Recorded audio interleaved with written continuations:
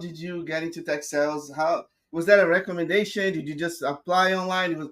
Was that LinkedIn at that time? Tell us a little bit more about that very first one.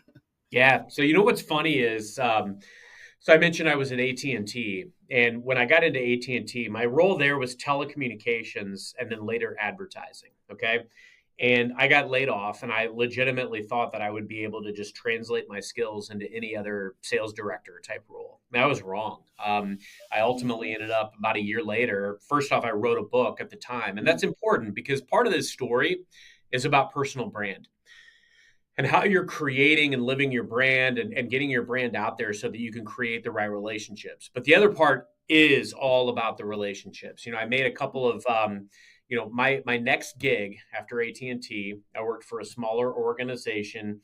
And the only reason that I got that job was because I wrote that book. That's what made my Mm, resume stand out. And interesting. so a big part of this is, how do you live your brand? How do you make your resume stand out from the crowd? There's a lot of things now that you can do.